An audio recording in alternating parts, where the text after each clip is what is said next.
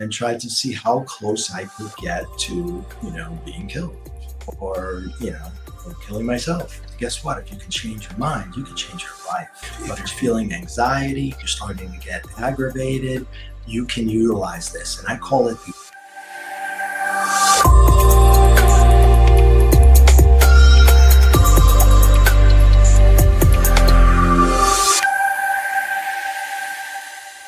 Our guest today is Ray Catania. Ray is an award-winning author and metaphysical teacher. He is also a survivor of a near-death experience, which led him to explore aspects of the physical, metaphysical, and physiological, bringing together an understanding of both science and spirituality. With the tremendous knowledge Ray has gained through his research and mentorship, Ray empowers individuals through incredible life transformations by helping them to reshape their reality. He is known for his expertise in the mind-body-soul connection. You can find his website at raycatania.com, as well as his two books, The Atheist and The Afterlife, and You Are Still Alive, Now Act Like It. We want to welcome you to the show, Ray. Thank you so much for being with us. Thank you, guys. I appreciate you having me. It's an honor and a privilege. Thank you so much. Ray, I want to start with your book. The title is very interesting, The Atheist and the Afterlife. I think that probably grabs a lot of people's attention right away. So did you grow up with a religious background? When did you consider yourself an atheist? Yeah, so I did. I grew up Catholic, Roman Catholic, and that was the only thing accepted in the home.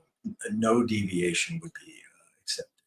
And, I had a tumultuous childhood with a lot of arguing, fighting, and, just domestic nonsense, and it wasn't pleasant. And so one of the things that I did, I think, to rebel against that was specifically against the religion.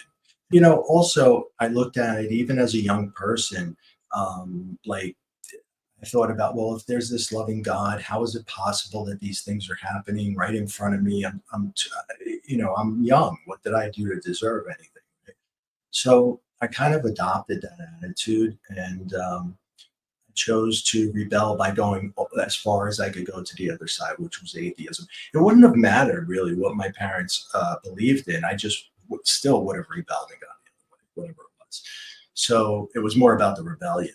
So that lasted for quite a while, many years, in fact. What would happen in my home is, let's say, when the arguing and fighting was going on, as a little kid, I would hide so that I wouldn't be, involved. And I might hide in, a closet or lock myself in the bedroom or maybe out in the yard. And, I think I tell a story of I had a little radio and I would listen to the Yankees, which is true. And that's really all I had. But if I didn't have the radio, I had nothing. So it was just me and me waiting until like 1 o'clock in the morning to be able to go to sleep. And I forgive them for that now because I understand a lot of things a lot better about people in general. At that time, it was very traumatizing. So when you're isolated and staring at something, perhaps a wall, let's say, after a while, the wall became something more than just the wall. It wasn't a blue wall or a white wall. It had no color anymore. And it wasn't made of wood or whatever it's made out of. It became energy, and I could start to see lines in it. And I didn't think anything of this. I just thought if you stared at it long enough, everybody could see it, right? So I didn't think anything of it. But that was my first interaction with energy. And much later, it was when I was about 20 years old, and this is when I have my NDE. And this opens up a whole new portal. At the age of 20, there was a fire in my home, and it was in the kitchen. And the fire was caused by a gas leak. The gas was rising all night long. So my bedroom was directly above the kitchen. My bed was directly above the stove. And although there was no fire yet, the gas had been leaking. It was natural gas, so it would just rise. And I was breathing it in all night. We don't know for how many hours. And in the morning, my mother got up and she turned on the stove to cook, make breakfast, what have you, I don't know. and a big ball of flames just came out of the stove. And there's a safety valve on those things, so it kind of puts itself out. But by that time, the wall had caught fire. There was some smoke, but it wasn't the smoke or the fire. My father was there with a fire extinguisher, is the way I understand the story. Obviously, it was upstairs. They put it out before the fire trucks came. But I heard the fire trucks and I heard the police cars, and I'm hearing all this, and I'm in my bed. And so I want to get up to see what's going on. What's all this ruckus downstairs in my home? And I try to get up. And the first thing that I notice is certain parts of my body I can't communicate with. They just won't move, such as my legs, both of them. That was really scary. My head, I couldn't get it off the pillow. And the strangest thing was I couldn't yell. Like it was almost like I just couldn't get anything out. And so my arms worked, or at least, kind of one definitely worked. The other one was so-so. And I'm trying to pull myself to the edge of the bed because I figure I got to get out of this bed or I'm dead. I kind of just know that based upon the way I'm feeling. And I pull myself to the best of my ability, and I go a couple of inches. I pass out. I wake up again. I pull myself a couple of inches. And finally, I get to the edge of the bed, and I tumble out, and I land face first. And I hit myself right on the chin. And here's the strange thing. I landed on my face. I know I landed on my face, and I'm waiting for the pain to kick in, but it doesn't. And the reason it doesn't is because it's like a millisecond before that pain comes in, I'm out of the body. I'm not in that body anymore. That body is now lifeless. And my consciousness, spirit, soul, whatever term you wish to use, is above it. And I'm looking down on my lifeless body. And I'm not scared. In this moment, it's not a scary thing. And I don't know why. I should have been really frightened, I think, but I've spoken to other NDEers, and they weren't afraid either. For some reason, there's this comfort and this feeling that comes with it that just lets you know that you're okay. And there was adjacent to me, and the room was a perfect square. I was in this upper hand corner, and my body was down there. And then the light is coming from the adjacent corner, the cone-shaped white light. It's like a spotlight. It's only on me. But this is not just a light. This light is love and euphoria and painlessness and every positive emotion wrapped into a light. And now my being, which is energetic, is commingled with the light. I'm one with the light, literally. And this is the greatest feeling I've ever felt in my entire life. I start to go into the light, and there's a being at the end of the light who says, Ray, it's okay. You can come into the light. I was like, wow, it knows my name. And I don't know if it was a male or female. It had no human form whatsoever. It was lines. They were just lines, and they were communicating. We weren't even talking. I wasn't hearing it. I'm just receiving it. So I proceed to go into the light. And as I go in further into the tunnel, the euphoria intensifies. So now I really want to get to the other side. This is great. And at that moment is when my father kicks in the door, and he sees me on the floor, and he scoops me up, and he's holding me, and he's hugging me, and he is in tears. He was completely distraught, and he was yelling for the paramedics, help my son, help my son. And, I didn't really have a good relationship with him. In fact, I can't remember the last time he hugged me before I died. It's like, and so it was a moment for me that was very emotional. And I wanted that. Like, I kind of longed for that relationship with my dad, and I never had it. So when I saw that, I asked the being at the end of the light if I could go back. And I don't know if that's the reason I came back or not, because, at that point I had just woken up, and I'm no longer in that room. When I woke up and I came to, I was on the living room floor, and the paramedics were resuscitating me. And I'm like, guys, I'm fine. What are you doing? Like, I was like startled. Like, why are these people on top of me? And they're like, just stay put, kid. you're not fine. You don't understand. And I was like, no, I feel great, because the euphoria is still there. Like, it doesn't like wear off right away. So I'm still feeling this throughout.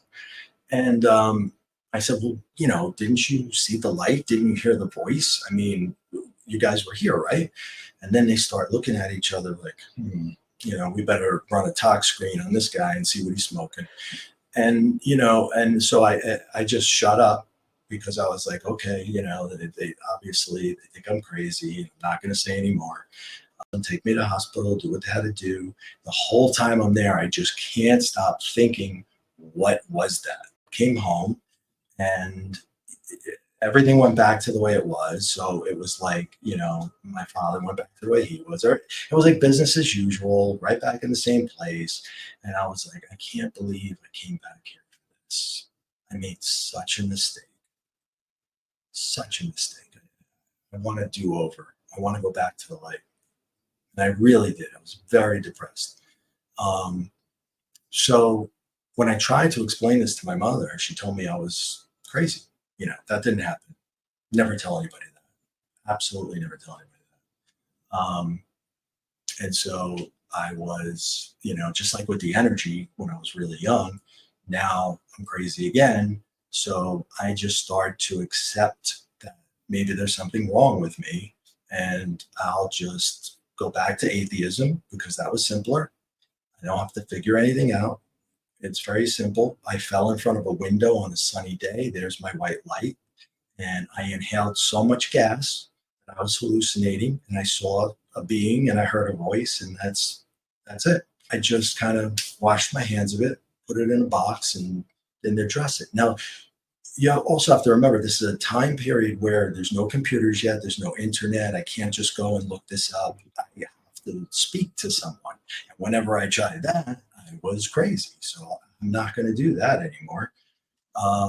So I shut it down, and I completely forgot about it. But it was about a year later or so that I moved out of that home, got my first bachelor pad, right? And I'm all excited. Yeah, we're going to have parties all the time. This is going to be great. And as soon as I move into this place, none of that happens, because I move in and I feel like the party's already going on without me. It's like the place is full. I'm being looked at. I'm being watched, and there's nothing there. I remember my first night, like, I was just moving stuff in and moving stuff in. I tried to sleep. I just threw a mattress on the floor. I could not sleep. It just felt like there were these things like around me, and it was energy. I know it's energy now, and it's pushing up against me, and it's making the strangest things happen with any electrical appliance. After I got established and I put everything in there, nothing worked right.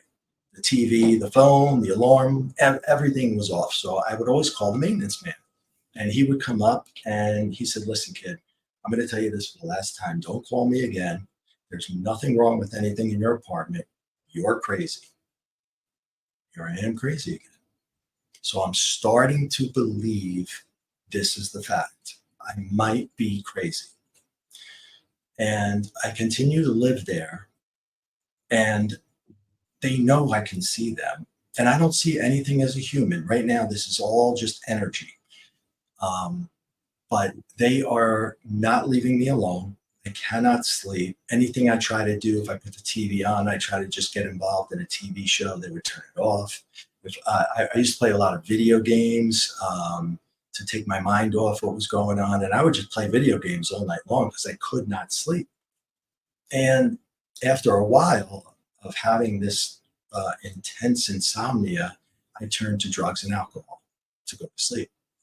And a lot of drugs and a lot of alcohol, because it would knock me out. It was the only thing that would knock me out and make this go away. Even if it was just for a couple of hours, and I got that break. So I lived there for a year. I wound up with a dependency on drugs and alcohol. And by the 10th month of a 12-month lease, I said, I had it. I packed my stuff and I left. And I moved into a new apartment. Didn't care about anything. I was just like, I'm out of here. I can't take it anymore. Moved into the new place, and I'm like, well, fresh start. Here's the parties. This is where it's going to be. Yeah, yeah, yeah. Moved in, same thing. Same thing. So the apartments are not haunted. Ray's haunted, if we're going to use that term. And wherever I go, they're coming with me. So I'm a kid who could see energy. I was in tune with energy because I was forced to be. Then I had an NDE. I cross over. I come back. I'm like a portal for them to come through. And they're not going to take no for an answer. They want to be acknowledged. Now, I don't know how to deal with this or address this in this moment because I know nothing. I'm an atheist, right? So I don't even believe that they're real. I try to yell at them. I'm like, I don't think you're real. Get the hell out of my house. I don't believe in you. And here I am, just really starting to lose it. So time goes by, more drugs, more alcohol. And I start putting myself in some really, really bad places because I'm at a point where in my life where I just don't care if I live or die. I really don't. In the back of my mind, I know the white light was the real deal. I have no kids at this time, no dependents, nobody, really cares, I think. It's not the fact, but that's the way I feel. I make decisions in that part of my life that are detrimental, and many are self-sabotage. I took jobs working for shady people. There was one time we were in a bar, it was after hours, and I worked there and I was just putting stuff behind the bar. And then I bent down under the bar to get a bottle of something or other. And I hear pop, pop, pop, pop, pop. And I know that these are gunshots and I got to get the hell out of there. I don't even know who shot, who's not, who's shooting. I don't know anything because I'm under the bar. I just know that I have to get the hell out of there fast. And that being that I told you was at the end of the tunnel is now with me. I don't see, I just feel. And this is hard to explain. There's no hearing, there's no seeing. It's just like a download, side door, side door, side door. And I'm like, I can't get to the side door, thinking, because if I get up, the shooter's going to see me. The side door's all the way over there. But eventually, I have nothing to lose and I have no other way to get out. So I go for it and I get out that door. But that's not the end, because then I have to go down this long corridor. It's like 40 feet long to get to the next door, which is a side door, a fire exit out to the parking lot. And when I get out there, the strangest thing, my car's right there. I parked it there. I never parked there. I had my own personal parking spot on the other side of the building, but I never would have made it to that side of the building. There's no way. So I go out the side door, I get into my car, and I manage to get away. So that being has shown up for me many times, because now I continue to put myself in these bad situations. I would even say I upped the ante and tried to see how close I could get to, being killed. There's just so many things that I did to myself that I should technically not be here. But look, go back to my 20s and the apartments. And when I'm about 30, I decide to settle down and get married and have 2 kids. Now, those kids just gave me a reason for living. I can't be carefree. I can't work for crazy people. I can't drink and do drugs anymore. I have kids. This is it. And I am not going to I'm not going to give them the life I had. I'm going to give them a better life. I was determined to do that. So I checked myself into rehab. I went back to college. I got a great job, followed by another great job, and then another great job. And I just moved my way up. And I did very well. And my kids had everything that they wanted, and I probably overcompensated. I was in a good place, I guess is what I'm saying. And I get to a point where I want to start dating again. I went online because I guess that's where we go.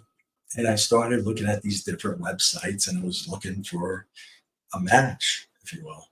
Then I remember I came across one particular site and there was the third person, the woman down on the right side. And I looked at her and I just said, oh my God, that's my wife. It was like I knew her for 10 lifetimes. I knew it was her. I remembered her, never seeing her before. And as crazy as this sounds, so I joined the site and I send one email and it's to her and that's it. And I told her that it was, I can't even believe she responded, but it was kind of funny. I put it into this email like, hi, I'm Ray. Very nice to meet you. You don't know this yet, but you're my wife. And if you want to have dinner, I can explain the whole thing. And she's like, LOL, you are completely crazy. And I said, I know, I know. So we did have that dinner and we are still married and we live in this house. And this is exactly, what I thought would be the case. But when we start dating early on, things start to get a little crazy again when I meet her. And by crazy, I mean, now up until now, I see energy, I feel energy, I can sort of communicate a little bit. But this is the first time I see energy in a human form. And it's like a movie screen opened up in my mind for the first time. And it's a black screen. And it's like you're sitting in a theater and I'm watching this man and he's speaking to me. And he says, I effed up. I made a mistake. You can help her. I cannot. I have no idea what that means. I have no idea who this man is. I don't know where he's coming from. I don't know where that came from. It really startled me, like to the core. I kind of just shook it off, like it was a daydream or something.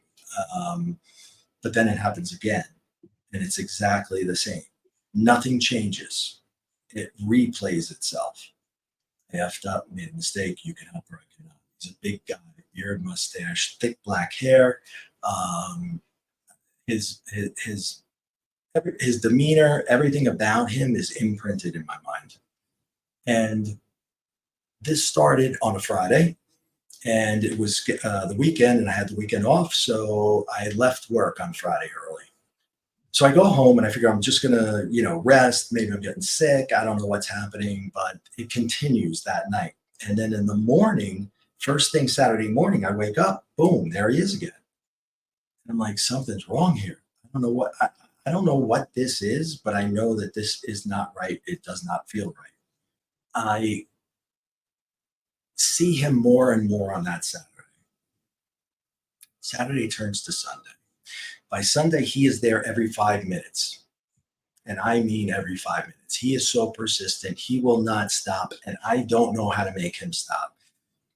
I don't even think it's a him because I'm still trying to cling to, if not atheism, some sort of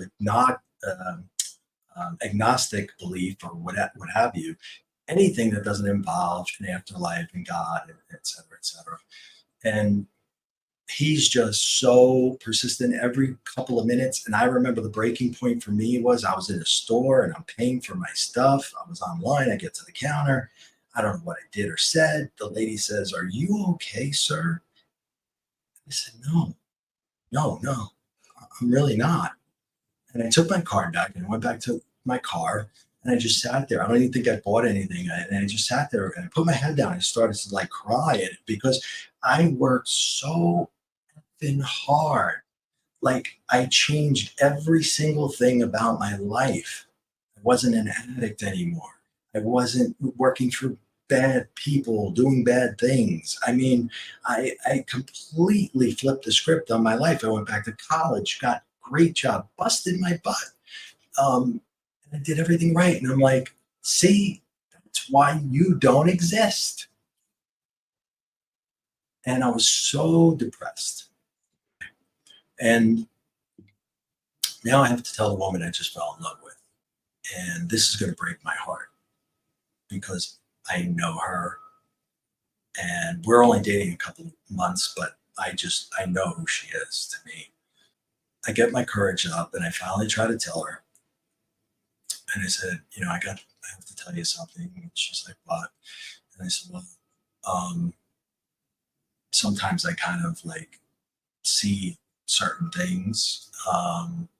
It's kind of like it's on a movie screen and I get these vibrations and see lines shooting about the room, and I feel like there's a presence. And then this movie screen opens up, and there's a man there. The man says, I effed up, I made a mistake, you can help or I cannot. And it's like a movie that's playing in my mind, but it's also blocking me from being cognizant of other things, and it's taking over. And I don't know what to do with that. She goes, what do you look like? And I said, well, stocky guy, beard, mustache, thick black hair. Why? She goes, oh my God, that sounds like my dad. Now, mind you, my girlfriend at the time is a doctor of psychology and a doctor of neuropsychology. So I'm telling a doctor of psychology, I see people that aren't there. This is not going to go well for the relationship. And I'm expecting her to just run away, maybe give me a referral. Here, call this guy, never call me again. I'm out of there. Instead, she comes back with, I think it's my dad. I was like, what do you mean? How could it be your dad? You told me your dad died like 10 years ago. She's like, yeah, he did. And now I'm thinking she's crazy and I'm getting the hell out of here because you think I see dead people? I mean, that's just the craziest, most bizarre thing I've ever heard in my life. And she goes, well, maybe you're a medium, a psychic medium, and you don't know it. And I said, what the hell is that? And she goes, relax. I have seen many mediums, and my dad always comes through. And he's very powerful, and they all say the same thing. They can bring a medium to their knees, and I've seen some of the best in the world. And I'm like, okay, so what is this medium thing again? And she explains it, and I said, here's the thing. I said, this man doesn't look like your father.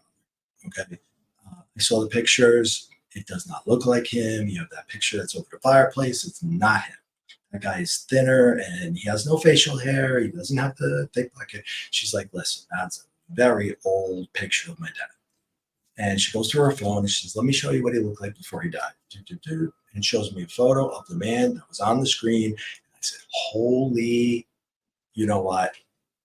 You know that guy? And she goes, that's my dad, silly. And I didn't know what to do in that moment. It was like my jaw hit the table and I was stunned. Here is the guy that's been talking to me all weekend, running, making me crazy, and she's showing him to me in a picture and he's dead. This is not, coming together for me. So she goes on to explain what mediums do.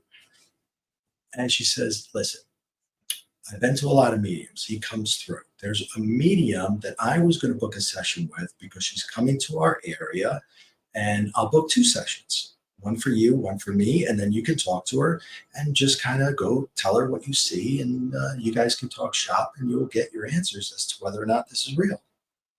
And I said, okay, what have I got to lose, right? So we do just that. And she makes the appointments, and I am nervous to say the least. I mean, we get there and my knees are shaking, and here's the things that I've been through in my life. I'm afraid of a little woman, and I don't mean little, like a little, she's a tiny little thing and she's a medium and she's scaring the hell out of me. So I go in and I'm like, hi, I'm Ray. And she's like, oh, that Ray. And I was like, oh shit. And then she says, please have a seat. Tell me what's going on. I said, well, I see people that aren't there. And she goes, me too. I was like, okay, this is going to be interesting.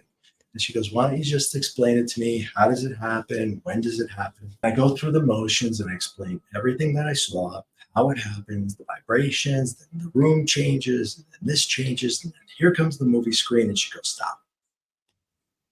And I was like, what do you mean? What I say? And she goes, that's exactly the way I see it. And that's exactly the way we all see it. And I was like, we all? Who's we all? And she goes, you're a medium. And then I go into telling her about other premonitions and visions and things. And she goes, you're psychic too. She goes, that's very rare in a man. You have this and this and this capability. And I was like, okay. So I was so relieved, right? However, there's this new thing now that I don't understand. It's still an unknown, so it's fearful. I'm fearful of it because I don't know what it is. At least insanity, I know what insanity is. And I understand it. As much as I hate it, I understand it. But I don't understand what this mediumship thing is. And luckily, she takes me under her wing and teaches me for the first year as she becomes my mentor and saves my life. And confides in me that she was put away because her parents thought she was crazy.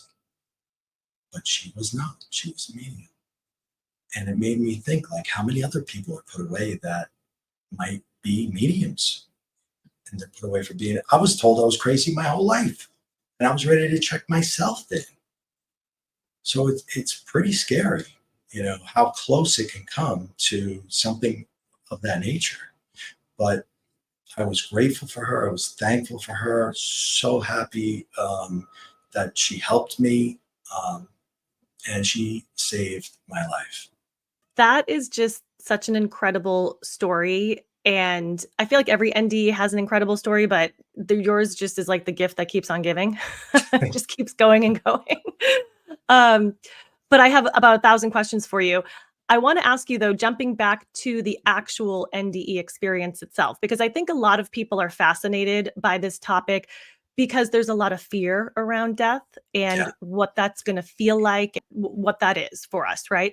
And I've heard other NDEers talk about the moment of the transition as well. And I know you just told us in your story, you didn't have a feeling of your face hitting the ground. So, do you feel that the spirit exits the body prior to the trauma that's taking place? So you don't actually feel that moment of impact or whatever it may be? I think so. I think so. Now, there's going to be exceptions to that where, I hit the floor and died right there. But I mean, obviously, what we're all most afraid of is the fact of being like tortured or something like that, or dying slowly in pain. But yeah, I think that you are spared that pain if it's possible. And yeah, I think I was pulled right before it set in. Because let me tell you something, when I came back and the euphoria wore off, oh my God, it was like a bomb went off in my body. Everything hurt. My whole body hurt. You know how you have all these like little aches and pains from sports throughout the years, or you tripped and fell when you were 10 and you didn't quite fix this or that? Okay, everything hurts when that euphoria wears off because you were free of it. Even if it's just for a short time, you were free of it and you were painless. And then you come back to the body and you notice all these little aches and pains that you didn't notice because your brain says, okay, we can't fix that. We're just going to leave that be. So coming back was the most painful thing ever. And considering that, because I know, again, a lot of people will say that when they were in the light, because it's pure love and they don't actually want to leave. Did you feel that way? Did you feel like you wanted to stay on the other side? Oh, yeah. I wanted to get to the end of that tunnel so bad. As I went further and further into it, the euphoria increased. And I just, my only thought was getting to the other side. But that's when my father came in. And once I saw that, it hit me emotionally so hard. That I thought if I went back, then I would have that relationship with him, even though that didn't happen. That was my thought. And I don't really, I asked to go back, but I don't know that I was granted it, or maybe for whatever reason I came back, but I don't know. It's because I asked. I don't know. You mentioned that you came back from your NDE and you had extra sensory abilities. Now, you also mentioned that you were seeing energies before that. Do you think that the NDE exasperated those gifts? Oh my God, yes. Oh, Yeah. yes. Crossing over and coming back, I believe it opened a portal and made direct communication very, very easy.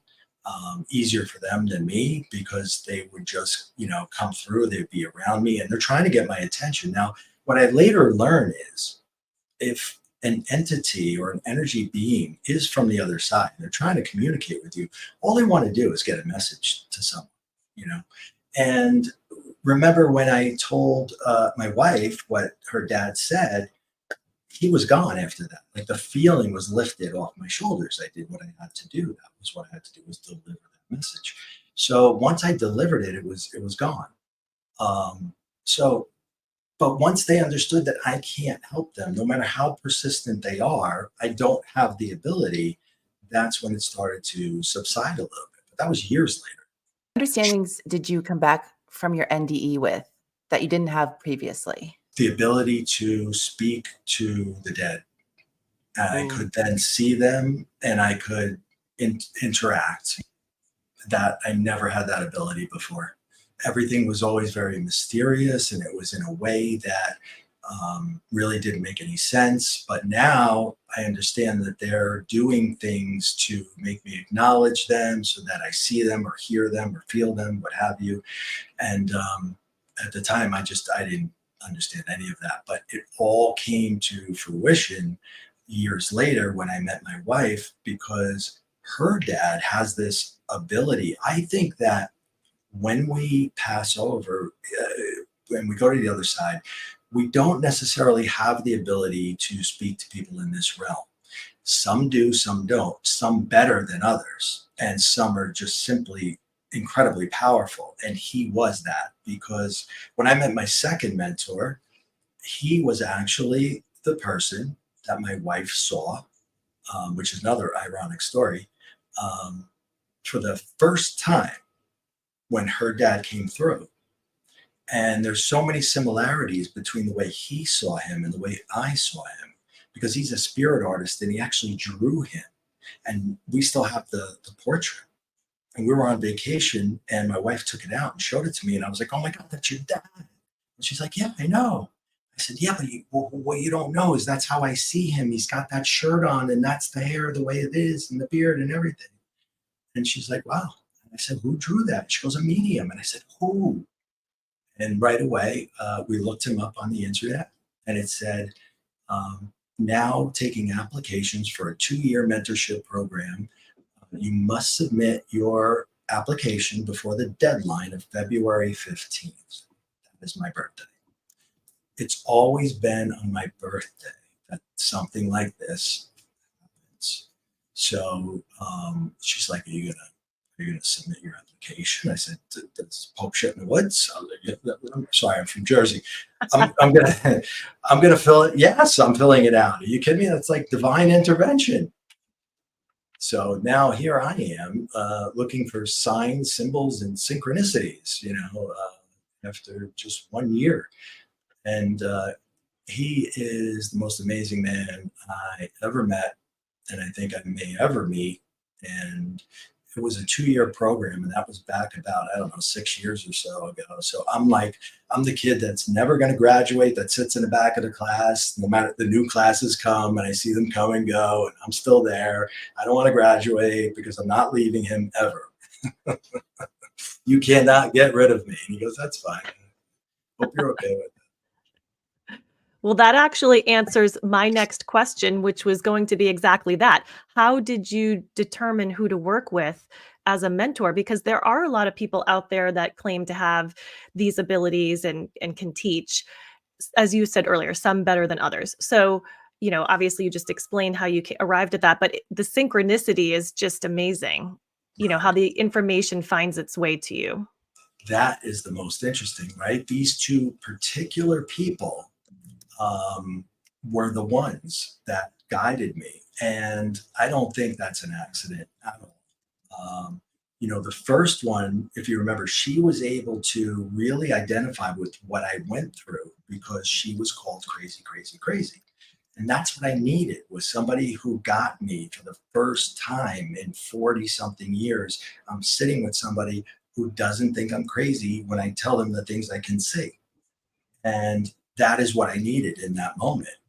And then a year later, I work with my next mentor who can see the man that I saw the very first time. And he said the same thing. He was so powerful. He drove him to tears. He was crying during the reading. He's a powerful guy. He was powerful when he was here, and he's powerful up there. So, he's just that type of presence and still is.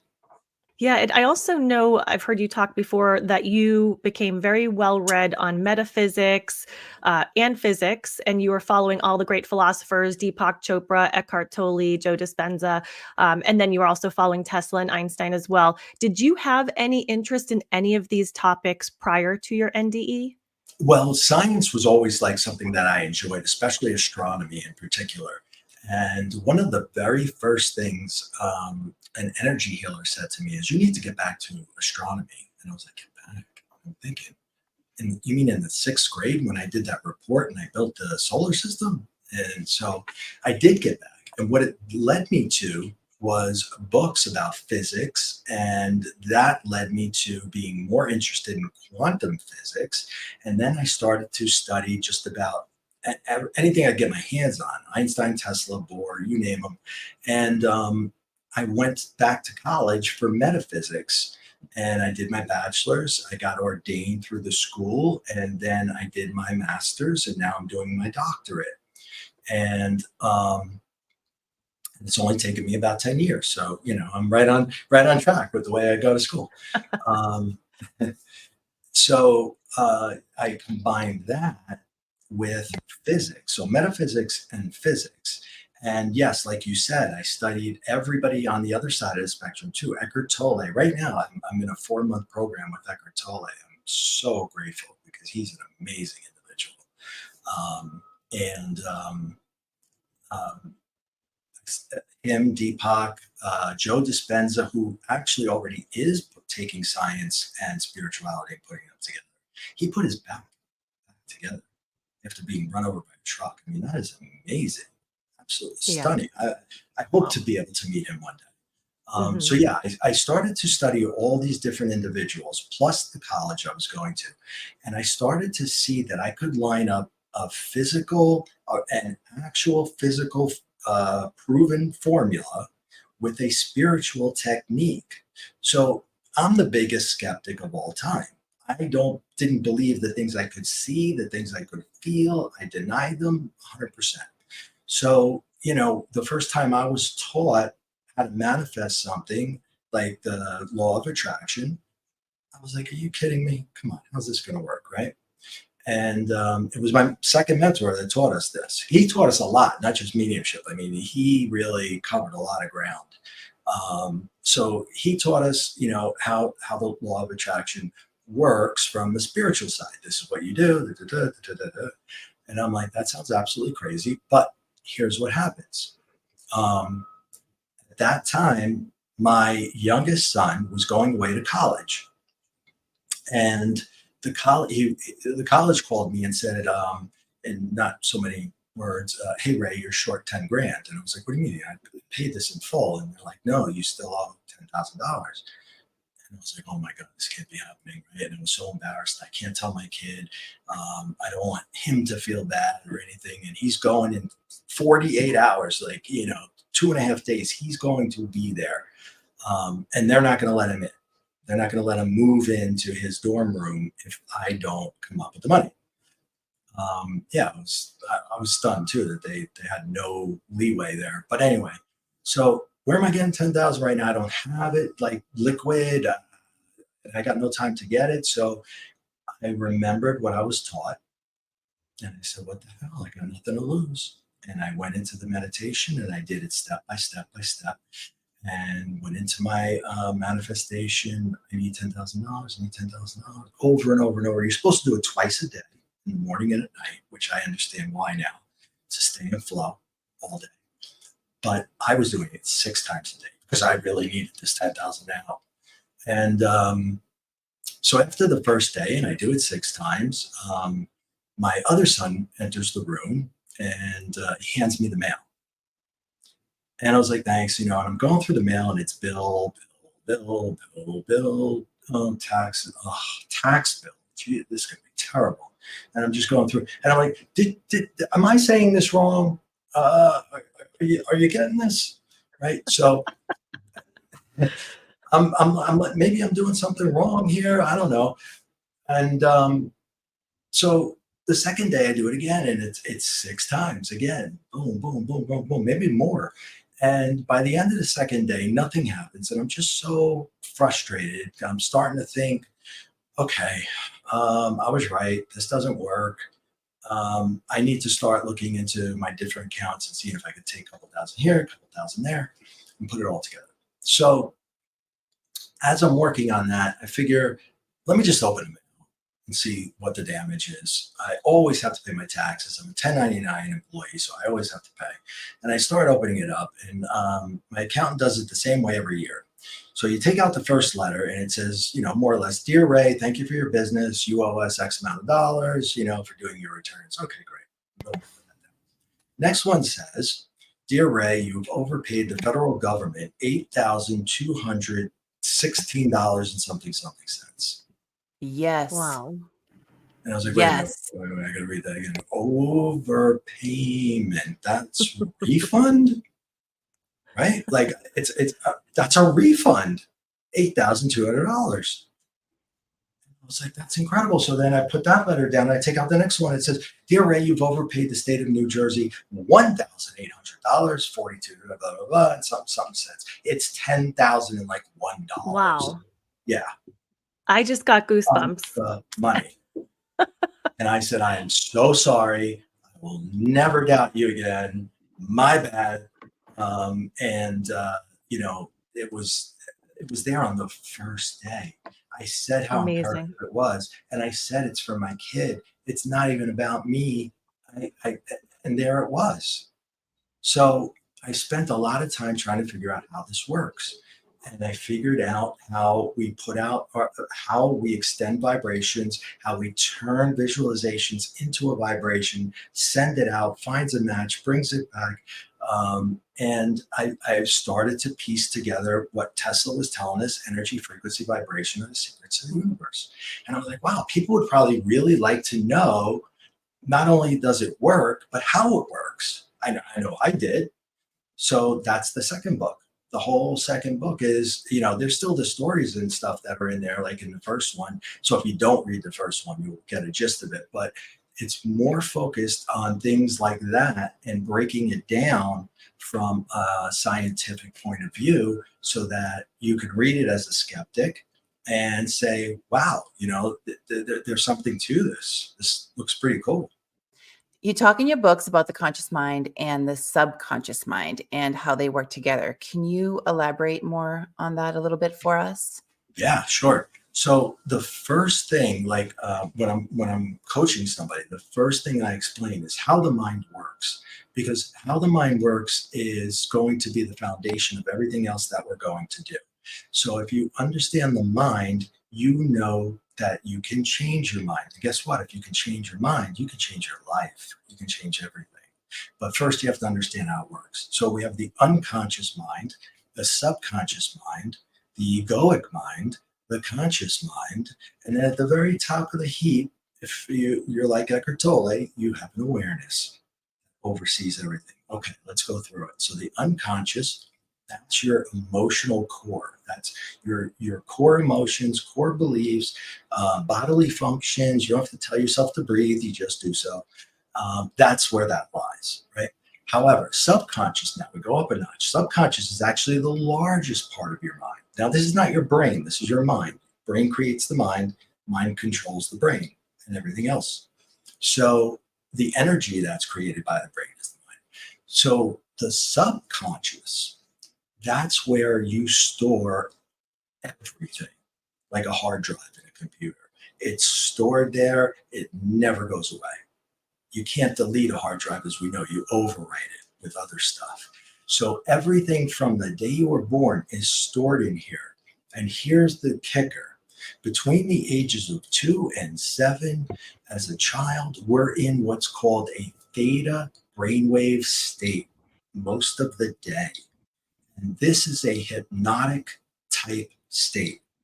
If you go to a hypnotist and you say, I want to quit smoking, he's going to put you into a theta state so he can speak directly to your subconscious. And I don't know what they say, never smoke again, blah, blah, blah. And then you come out of it and your subconscious is like, oh, we don't smoke. Right. So that's how that works. Now imagine I'm between the ages of 2 and 7, and I'm absorbing everything around me. And in one case, my parents had a bunch of people over the house and they were all talking about fears and phobias at the table. And I'm a little kid, I'm maybe 7 years old. I'm under the table, I'm playing with my trucks, and I'm just hearing the conversation. And when it gets to my mother says, "Oh, I'm definitely afraid of heights." Okay. So I take this in. I don't even hear it really, but it's there. And it goes right into my subconscious, who says, well, if it's bad for your mom, it's bad for you. And that goes through the egoic mind because the ego is there to protect me and says, you're definitely afraid of heights. So my whole life, I'm going through life saying, I'm definitely afraid of heights. I even said it the way she said it. I wouldn't just say I'm afraid of heights. I would say I'm deathly afraid of heights, right? So literally, it's like brainwashing, and it goes right in.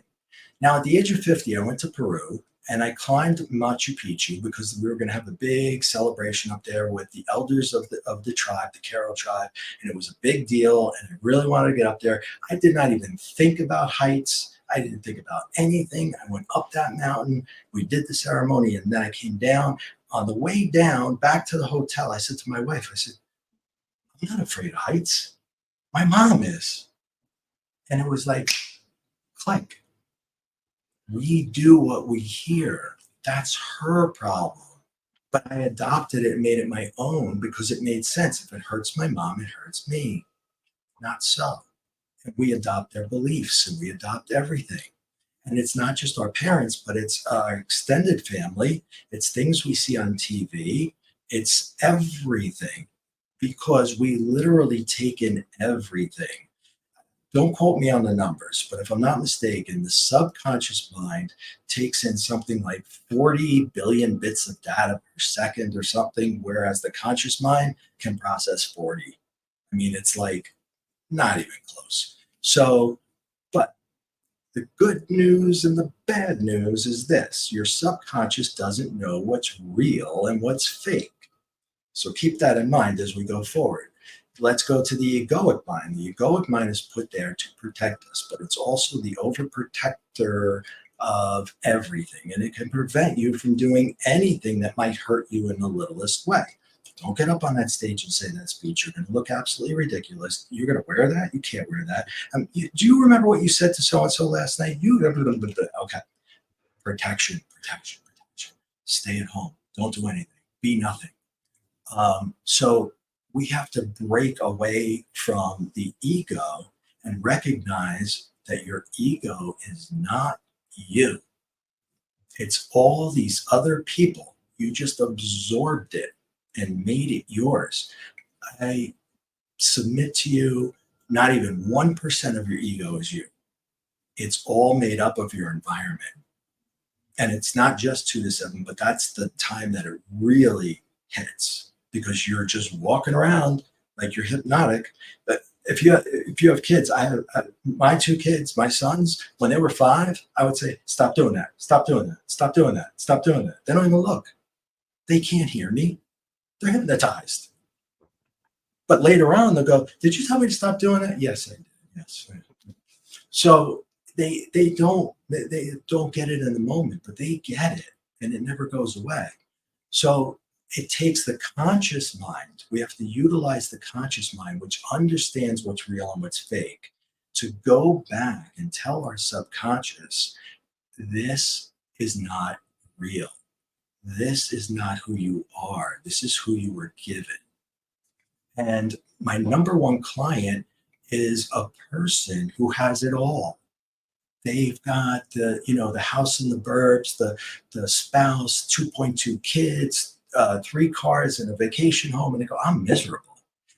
And I said, that's because you're living someone else's reality. This is what you were told happiness looks like, and you went for it and you achieved it. Now you're there, and you'd rather be a goat herder because that's who you really are. I'm just in jest, right?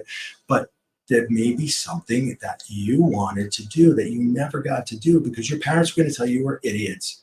And your ego said, your parents are going to tell you you're an idiot. Everybody's going to tell you you're an idiot. Everybody's going to say you're crazy if you do that. And we buy into that. We listen to this voice, and it's not real. It's not us, I should say. It's real. It's just not us. And then at the very top is our awareness. And this is where you connect to your higher self or the universal collective or God, any term you wish to use. That's your direct connection. And it's called the awareness because we are one of the few creatures living that are aware that we're having a feeling or having a thought. And if you're aware that you're having a feeling or a thought, guess what? You can change it. Tell yourself not to have it. And I understand there's some overwhelming traumatic things, okay, like grief. That's obviously going to take time to get. But I'm talking about the little things that we get aggravated about. When a car cuts you off and you get angry for the next 2 hours, and then you go to work and you say, this asshole cut me off, blah, blah, blah, blah, blah. And then you go home and I tell my wife, this guy cut me off. And then I go out with my friends and I'm saying, this person cut me off. And it just goes on and on and on. Stop the suffering. I don't care about that guy. And I don't care that he cut me off. I'm looking at it from, we didn't hit. Not he cut me off. We didn't collide. And that's the change in perception. And that's what I teach. Change your mind, change your life. I know the subconscious mind is extremely powerful. I know that.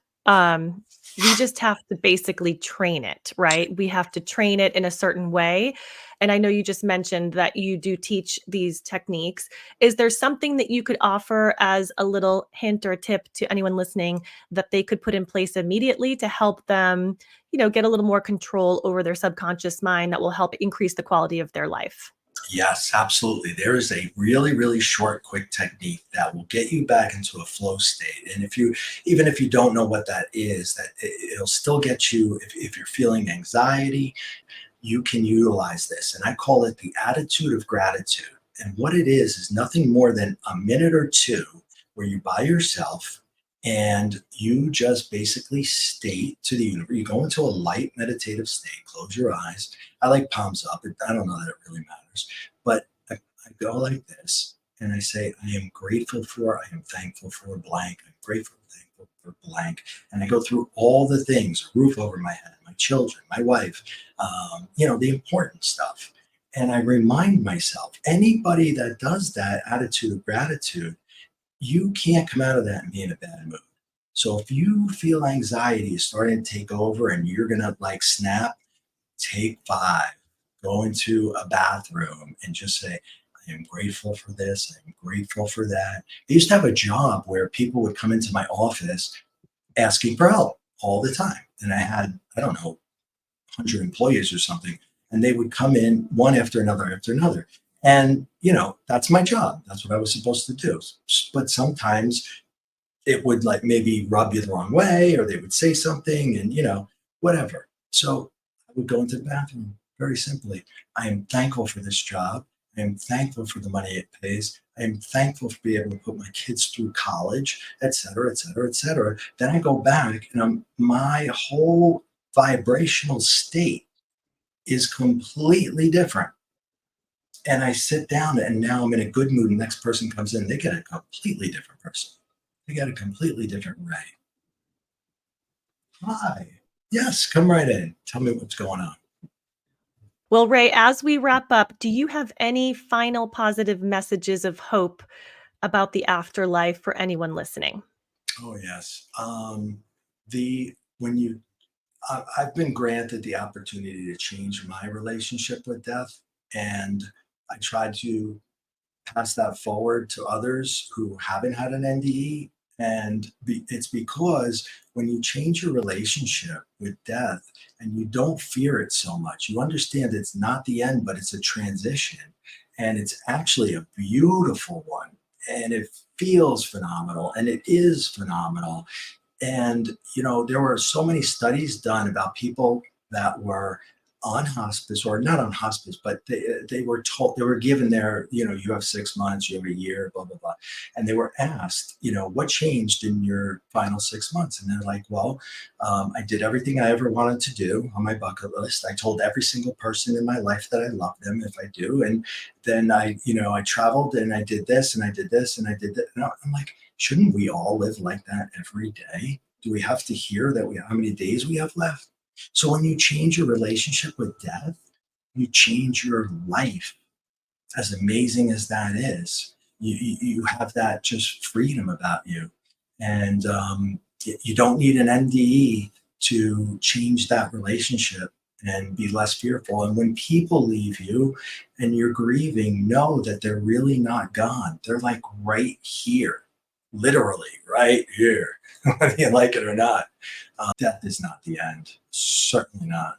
Well, Ray, we want to thank you for sharing your story. We hope the messages that you share will bring comfort and inspiration to anyone listening.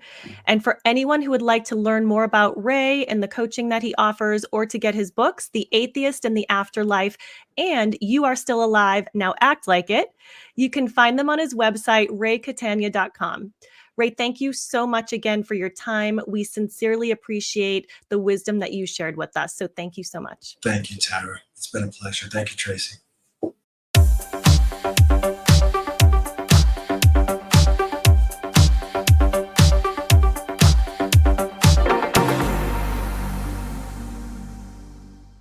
Hi, Ray.